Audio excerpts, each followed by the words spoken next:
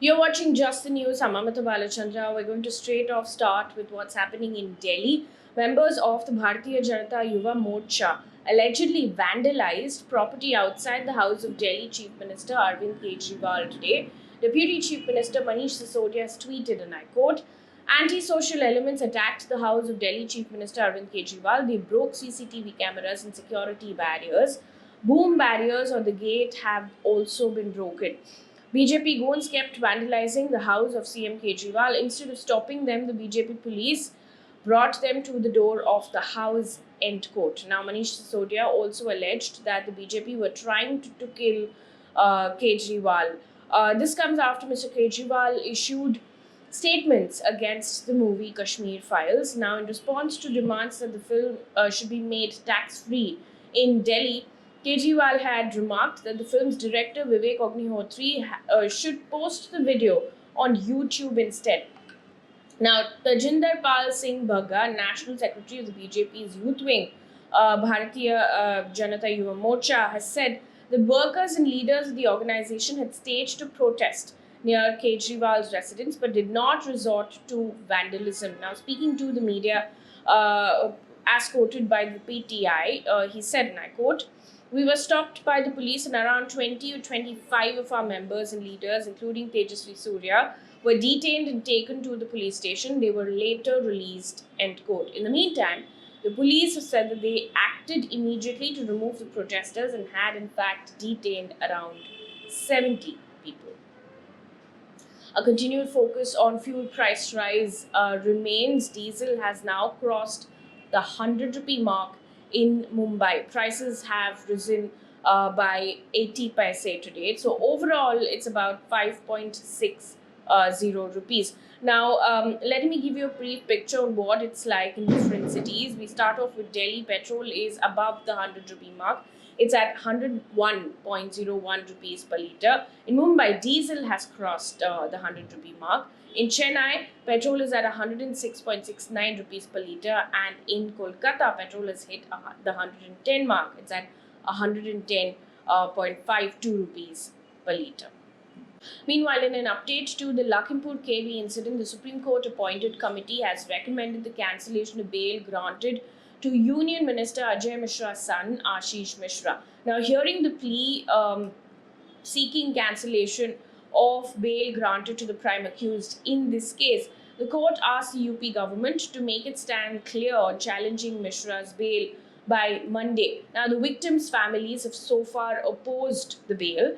To give you a brief background, in October 2021, protesting farmers in Lakhimpur Kheri were mowed down by a convoy of vehicles which included Ashish Mishra's SUV. Now, 4 farmers were killed by a speeding SUV, following which the driver and 2 BJP workers were allegedly lynched by angry farmers. Now, Ashish Mishra, the key accused, was granted bail in February 2022.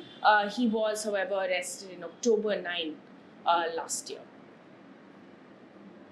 Also, another update in the Birbhum violence case, a 5-member fact-finding committee of the BJP formed after the Birbhum violence in West Bengal submitted its report to party chief JP Nadda today. Now, the report said that the law and order machinery has totally collapsed and the law-abiding citizens have lost faith in the government and the mode of TMC's governance. Now, as many as 8 people were killed in the Rampurhat area of West Bengal's Birbhum on Tuesday. That number has gone up to 9 as of yesterday, where 1 woman admitted with burn injuries passed away.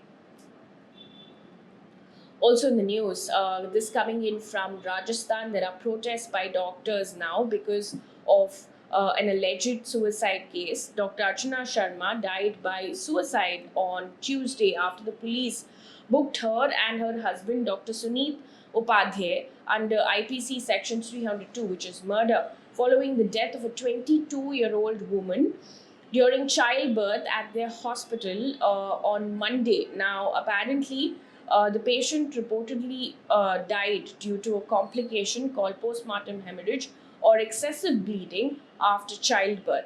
Now, following this, private hospitals across Rajasthan, even in Delhi, have remained partially shut as a mark of protest.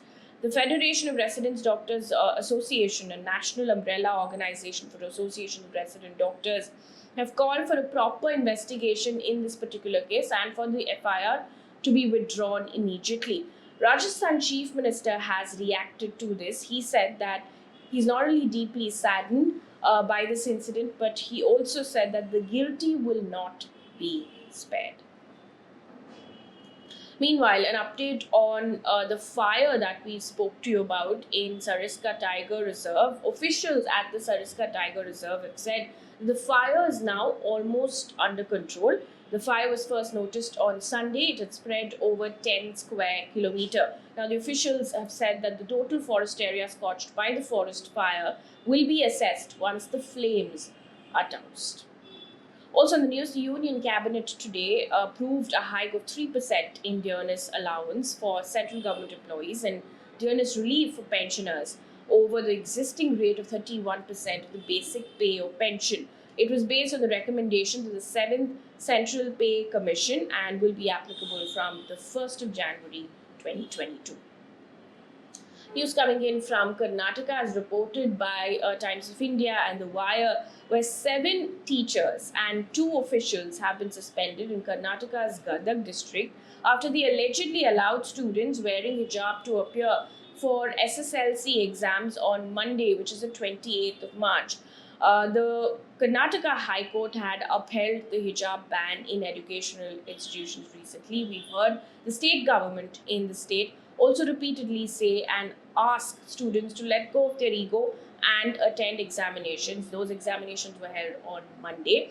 According to Times of India, the local Deputy Director of Public Instruction said, and I quote, "These teachers had allowed girl students to wear the hijab while writing the exam on Monday. As it was a violation of court order, we have suspended them," end quote. In the meantime, according to PTI, 40 Muslim girl students from the Udupi district of Karnataka abstained from appearing for the first pre-university examination on Tuesday, as they said they were apparently hurt by the recent High Court verdict against the wearing of hijab inside classrooms. Now, this is significant because the first protest began in Udupi.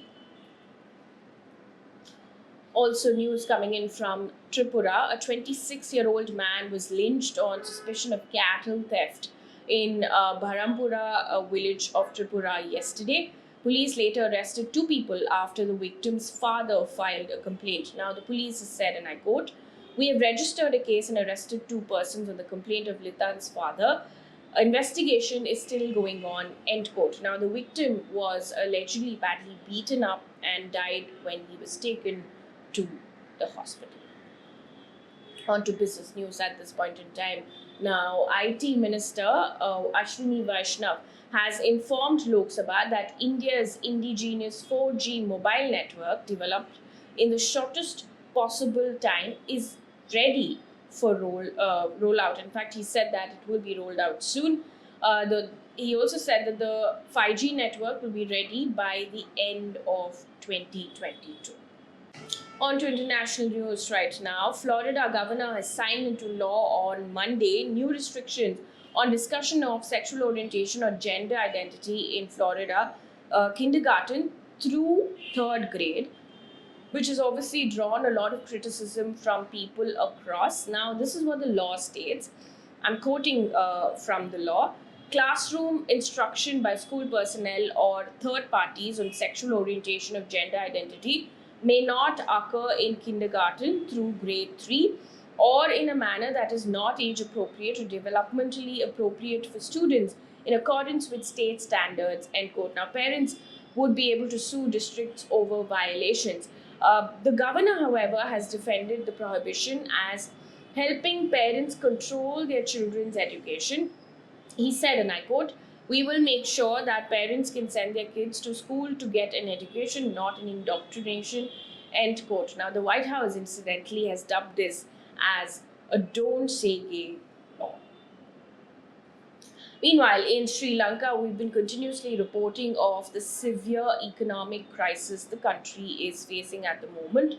Sri Lankans, and this is the latest update, after we read reports of how it had run out of paper, essential goods, and including fuel, we've seen lines at fuel stations as well. Sri Lankans will now have to face 10-hour power cuts daily starting from today. Now, the Ceylon Electricity Board said in a statement that they were, and I quote, compelled to take demand management measures due to inadequate power generation as a result of fuel shortage and unavailability of generators, end quote. Now, this is obviously fueled by the economic crisis the country is going through and the massive debt it owes as well.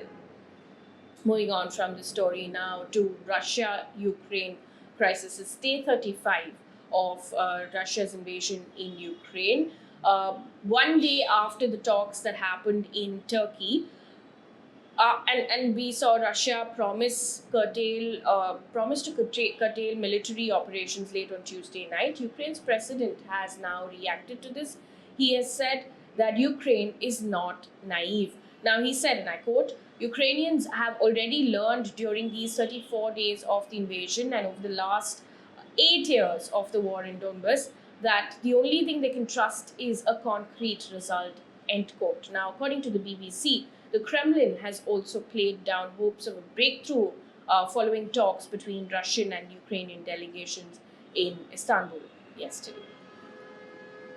Meanwhile, Russia's President Putin has said that shelling of the Ukrainian city of Mariupol will only end when Ukrainian troops surrender. Remember, it's been the worst affected among other cities in Ukraine as well. Mr. Putin has made these comments during an hour-long phone call with French President on Tuesday night. French officials have said that the Russian leader had agreed to consider plans to evacuate civilians from the city. Now, the reason Mariupol is extremely important for Russia is because it's a major trading port in Ukraine and a key city on Russia-Crimea land route. And hence, Russia has now said that shelling will not stop until Ukraine surrenders. Meanwhile, according to the United Nations Refugee Agency, over 4 million people have now fled Ukraine to escape Russia's invasion. More than 2.3 million Ukrainians are now in Poland.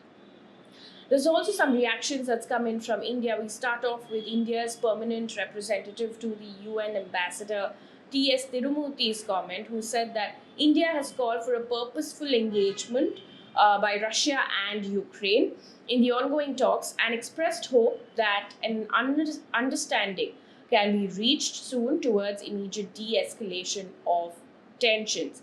Meanwhile, in an international forum, Prime Minister Modi has also commented, and this was during a virtual summit, where Prime Minister Modi said that the Russia-Ukraine war has, and I quote, raised questions about the stability of the international order, end quote. He said this while calling for regional cooperation among South and Southeast Asian countries.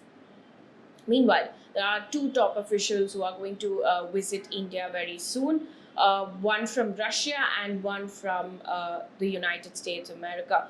Now, the Ministry of External Affairs have announced that Russia's foreign minister will pay an official visit to India from the 31st of March, which is tomorrow, to the 1st of April.